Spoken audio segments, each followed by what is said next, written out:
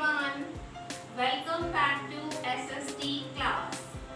Children, today's clock will run through this. Today's date is July 21st, 2020. Okay dear children, in recap we shall see we have done chapter number 11 of geography. Okay dear children, now today we will start a new chapter in civics, chapter number 24. Okay, what is democracy? Okay, now you will do with me note making. Whatever we have read, we will highlight. Okay, then as note making. Okay, and for assignment, you have to read the chapter again. You have to find out the term words and you have to write the meanings there in the book with the help of dictionary. Okay dear children, and summary for today is democracy is the popular form of government in the world. Democracy is the government for the people, by the people and of the people.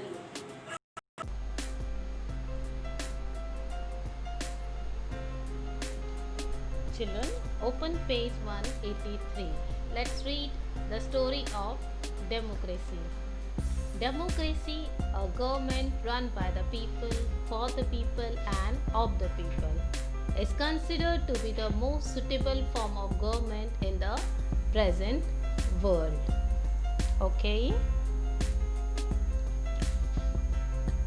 As you can see in the world map, the earliest form of democratic government existed in ancient Greece in the 5th century. The word democracy comes from the Greek word demokratia. Demos means people and kratia means power. So the power of the people. Citizens of the Greek city-states were directly involved in the running of government. Hence, this form of democracy was called direct democracy. Clear everyone? The Middle Ages in Europe between 5th and 14th century BCE saw the prevalence of feudalism. Okay dear children, that means there was a king and he had nobles and church officials, then knights and vassals. That means people working under them, serfs and peasants. Okay dear children. Under this system, the vassal granted military services to the lord, the person who had given him land. Later, this form had changed with the passage of time.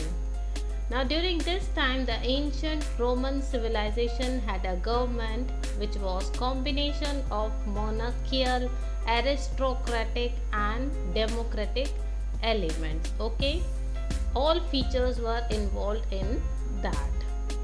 Nationalism and representative democracy began to emerge in Europe after the end of feudalism in 14th century CE. Leonardo da Vinci was a leading figure of the Italian Renaissance.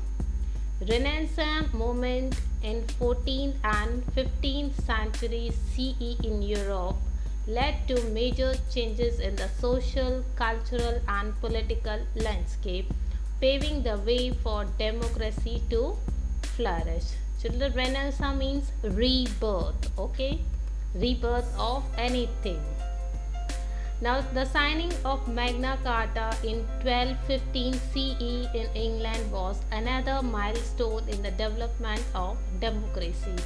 It paved the way for the creation of a law-making body called the Parliament, as we have also Parliament, and Parliament has two houses. The American Revolution in 1776 and the French Revolution in 1789 were other turning points in the journey of democracy. You can see in this picture the French Revolution was directed against the privileges enjoyed by the clergy and the nobility. Both movements saw a move towards elected governments and the introduction of equal rights for all. Now, by the end of the 19th century, almost all countries in Europe had adopted various forms of constitution and limited the power of monarchs because they were working as to their wish. So, this was the story of democracy. Understood, everyone? So, I request you all to read the chapter again and find out the tough words and their meaning. Write with pencil over there.